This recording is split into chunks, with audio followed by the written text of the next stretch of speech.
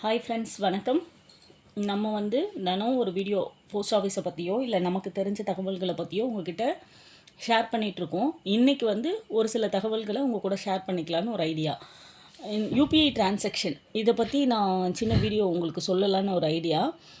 ஒரு 24 மணி நேரத்தில் நம்மளால் 1 லட்ச ரூபா மட்டும்தான் டிரான்சாக்ஷன் பண்ண முடியும் யூபிஐ மூலியமாக. இண்டிவிஜுவலாக இருந்தால், இன்ஸ்டியூஷனாக இருந்தால் 5 லட்சம் வரைக்கும் பண்ணலான்னு இப்போ ஒரு சின்ன சேஞ்சஸ் மாறி இருக்குது. இதில் பர் டேக்கு 20 டிரான்சாக்ஷன் மட்டும்தான் அலௌடு. நம்ம ஒரு இடத்துக்கு போவோம், நம்ம திரும்ப திரும்ப அனுப்புவோம், ஆனால் அவங்களுக்கு காசு சென்ட் பண்ண முடியாது. ஏன்னா இதோட இது என்னென்னா 20 டிரான்சாக்ஷன் அவங்களது முடிஞ்சிட்ருக்கோம். அதனால் நம்மக்கிட்ட கேஷ் இருந்தாலும் அவங்களுக்கு சென்ட் ஆகாது. யூபிஐ ஐடியை பொறுத்த வரைக்கும் நியூவாக பெனிஃபிஷரி நம்ம ஆட் பண்ணும் போது கூலிங் பீரியட்னு ஒன்று இருக்கும்.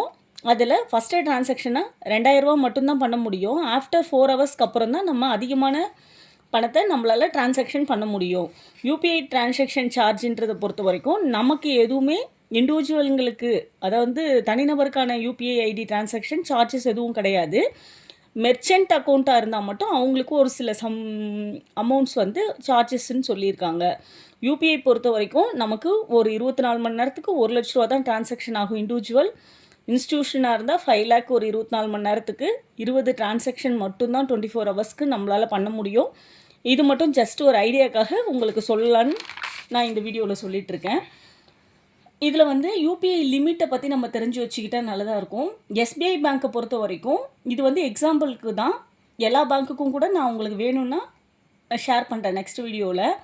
எஸ்பிஐ பேங்க்கில் 1 லேக்கு 1 டே செய்ய முடியும். சிங்கிள் டிரான்சாக்ஷனாகவே எஸ்பிஐயும் கனரா பேங்க்கை மட்டும் 1 லேக் பண்ண முடியும்.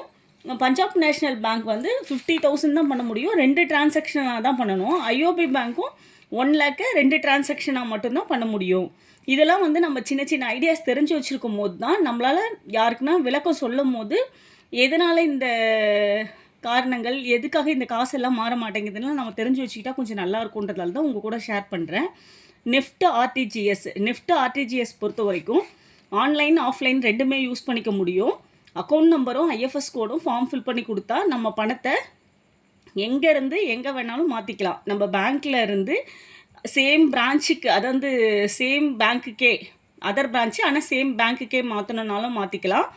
இல்லை பேங்க்கு டு இப்போ போஸ்ட் ஆஃபீஸுக்கும் இது எலிஜிபிள் ஆகிடுச்சு. அதனால் உங்களுக்கு இந்த நெஃப்ட் ஆர்டிஜிஎஸ்ங்கிறது ஈஸியாக ஆகிடுச்சு. அது நெஃப்ட்னா நேஷ்னல் எலக்ட்ரானிக் ஃபண்ட் ட்ரான்ஸ்ஃபர், ஆர்டிஜிஎஸ்னால் ரியல் டைம் கிராஸ் செட்டில்மெண்ட்டு. உங்களுக்கு நெஃப்ட்டை பொறுத்த வரைக்கும் மினிமம்ங்கிறது 1 ரூபாயும் மேக்ஸிமம்ங்கிறது நோ லிமிட்டு. இது ½ அன் ஹவர்லேருந்து 2 ஹவர்ஸ் கூட டைம் எடுத்துரும் சில சமயம் அதர் பிரான்ச்சஸை நம்ம சேஞ்ச் பண்ணும் போது. ஆர்டிஜிஎஸில் மினிமம்ங்கிறதே 2 லேக் தான், மேக்ஸிமம்ங்கிறது no limit. At the same டைமில் நம்ம எந்த டைம் மாற்றுறோமோ அதே நேரத்துக்குள்ளேயே நமக்கு இந்த பணம் மாற்றம் அடைஞ்சிடும். இது இல்லாமல் உங்களுக்கு ஒரு சில சின்ன விஷயங்கள்லாம் நான் ஷேர் பண்ணலான்னு நினைக்கிறேன். ஏற்கனவே போஸ்ட் ஆஃபீஸ்லலாம் நீங்கள் அக்கௌண்ட் வச்சுருக்கீங்கன்னா, இதுக்கு முன்னாடி இருக்கிறவங்கெல்லாம் ஒரு எஸ்பி ஓப்பன் பண்ணுறாங்க, ஆர்டி ஓப்பன் பண்ணுறாங்கன்னா நேரில் போயிட்டு கவுண்டரில் நின்று செலான் எழுதி கட்டி கஷ்டப்படணும். ஆனால் இப்போ நிறைய மாற்றங்கள் கொண்டு வந்துட்டாங்க. அதை டெபாசிட் நீங்கள் ஒரு போஸ்ட் ஆஃபீஸில் பண்ண போகிறீங்கன்னா ஃபஸ்ட் டைம் மட்டும் போயிட்டு ஒரு முறை உங்களோட ப்ரூஃபை கொடுத்து அக்கௌண்ட்டை ஓப்பன் பண்ணால் போதும். நெக்ஸ்ட் டைம் எந்த விதமான நீங்கள் ப்ரூஃபும் கொடுக்கணுங்கிற அவசியம் இல்லை. நெக்ஸ்ட்டு எத்தனை அக்கௌண்ட் வேணுனாலும் போஸ்ட் ஆஃபீஸில் ஓப்பன் பண்ணலாம். ஜஸ்ட்டு ஃபார்ம் ஃபில் பண்ணி நீங்கள் அமௌண்ட்டை கட்டினீங்கனாலே உங்களுக்கு புக்கு போட்டு கொடுத்துருவாங்க. ஆன்லைன்லேயும் பே பண்ணிக்கலாம். எஸ்பிஐ, ஆர்டி, எஸ்எஸ்ஏ, பிபிஎஃப் என்ன விதமான கணக்குக்கு வேணாலும் நம்ம ஆன்லைன்லேயே பே பண்ணிக்கலாம். உங்களுக்கு அது மாதிரி க்ளோஸ் பண்ணுறதும், முன்னெல்லாம் ஒரு ஆர்டி புக் க்ளோஸ் பண்ணணுன்னா கண்டிப்பாக அங்கே எஸ்பி இருக்கணுன்ற ரூல்லாம் இருந்தது. இப்போ அதுவும் கிடையாது. நம்ம பேங்க் அக்கௌண்ட் எடுத்துகிட்டு போய் கொடுத்தாலே உங்களுக்கு எந்த பேங்க்கில் கேட்குறீங்களோ அந்த பேங்க்குக்கு க்ளோஸ் பண்ணி கொடுத்துருவாங்க. நிறைய சேஞ்சஸ் வந்துருச்சு. இப்போ ஒரு சீனியர் சிட்டிசனாக இருக்காங்க, அவங்க டெபாசிட் பண்ண போகிறாங்க. ஆனால் அவங்களால பாதுகாப்பாக பணத்தை எடுத்துகிட்டு போஸ்ட் ஆஃபீஸில் போட முடியாது. அவங்களோட பணம் பேங்க்கில் இருக்குது, அங்கேருந்து விட்ரா பண்ணி எடுத்துகிட்டு போஸ்ட் ஆஃபீஸ்க்கு எடுத்துகிட்டு வர பயமாக இருக்குன்னா அவங்க அதெல்லாம் எந்த பிரச்சனையும் இல்லை. ஒரே ஒரு ஃபார்ம் அங்கே ஆர்டிஜிஎஸோ நெஃப்ட்டோ அங்கேருந்து போஸ்ட் ஆஃபீஸ் அக்கௌண்ட் நம்பருக்கு பண்ணிவிடுங்கன்னு சொன்னாலே போதும். நமக்கு போஸ்ட் ஆஃபீஸ் அக்கௌண்ட்டுக்கு கிரெடிட் ஆகிடும். இங்கே நம்ம புக்கு போட்டு கொடுத்துடலாம். நிறைய விஷயங்கள் இருக்குது. உங்களுக்கு ஏதாவது டவுட்ஸ் இருந்தால் கேளுங்க, நான் கமெண்டில் பதில் சொல்கிறேன். தேங்க்யூ.